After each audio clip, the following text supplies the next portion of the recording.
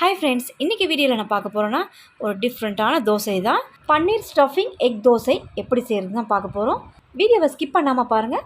இந்த video first time பார்க்குற வியூவர்ஸாக இருந்தீங்கன்னா என்னோடய சேனலை சப்ஸ்கிரைப் பண்ணிக்கோங்க.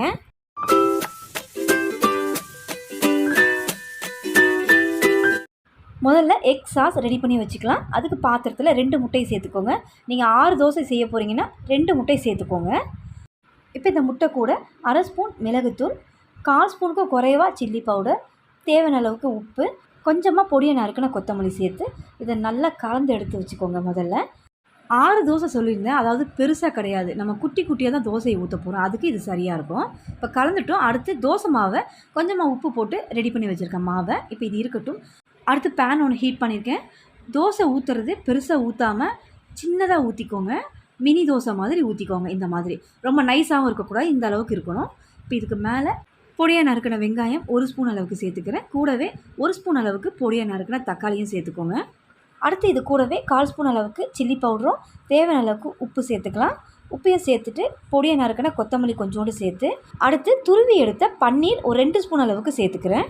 இந்த தோசைக்குள்ளே வைக்கிற ஸ்டஃபிங் பார்த்திங்கன்னா கொஞ்சம் காரமாகவும் இருக்கணும், கொஞ்சம் இனிப்பு புளிப்புமாகவும் இருக்கணும். அதுக்காக சாஸ் 1 ஸ்பூன் அளவுக்கு சேர்த்து 1 ஸ்பூன் அளவுக்கு குக்கிங் ஆயில் சேர்த்துக்கிறேன். சேர்த்து இதை நல்லா கலந்து விட்டுக்கலாம். இந்த மாதிரி வெளியில் செதறாமல் இந்த தோசைக்கு மேலேயே நல்லா கலந்து விடுங்க. நம்ம சேர்த்துருக்கிற அந்த உப்பு காரமும் நல்லா கலந்து வரணும் இந்த அளவுக்கு. இப்போ இந்த அளவுக்கு வந்ததும் இதுக்கு மேலே எண்ணெயை சேர்த்துட்டு சிம்மில் வச்சு 2 நிமிஷம் வேக விட்டுக்கலாம் தோசையை. இப்போ 2 நிமிஷம் நல்லா குக் பண்ணியிருக்கோம். பாருங்கள் எந்த அளவுக்கு கிறிஸ்பாக நல்லா வெந்து வந்திருக்கு தோசைன்னு. இப்போ இதை இந்த மாதிரி நம்ம க்ளோஸ் பண்ணிக்கலாம். நல்லா அழுத்தி விட்டுக்கோங்க. வெளியில் அந்த ஸ்டஃபிங்லாம் வரவே வராது. அந்த மாவு வெந்ததும் நல்லா இது ஒட்டிக்கும். இப்போ பக்காவாக ரெடியாக இருக்குது தோசை ஸ்டஃபிங். இப்போ இதே மாதிரி இன்னொரு தோசையை ரெடி பண்ணி எடுத்துக்கலாம். நம்ம சேர்த்த இன்க்ரீடியன்ஸ் எல்லாமே ஒன்றா சேர்த்து இதே மாதிரி வேக விட்டு எடுத்துக்கோங்க. ஸ்கூலுக்கு போகிற பிள்ளைங்களுக்கு லஞ்ச் பாக்ஸ்க்கு நம்ம தோசை மட்டும் கொடுக்கவே மாட்டோம், ஏன்னா சீக்கிரத்தில் காஞ்சி போயிடும், டேஸ்ட் இருக்காது அப்படிங்கிறனால. ஆனால் இன்றைக்கி செய்கிற இந்த தோசையை நீங்கள் ரெடி பண்ணி கொடுத்தீங்கன்னா காஞ்சி போகாது, சாஃப்டாக இருக்கும், டேஸ்ட்டும் அப்படியே இருக்கும். அதுவும் இதில் இருக்கிற அந்த பன்னீர் குட்டீஸுங்களுக்கு பிடிக்காதா என்ன, ரொம்பவே விருப்பமாக சாப்பிடுவாங்க. இப்போ 2 தோசையை உள்ள ஸ்டஃபிங் வச்சு ரெடி பண்ணிட்டோம்.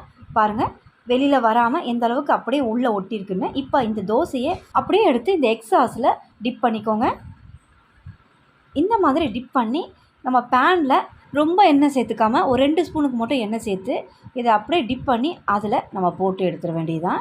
பாருங்கள் ஒரு 2 ஸ்பூனுக்கு எண்ணெய் சேர்த்துருக்கேன், ரொம்பவும் ஆயில் தேவையில்லை.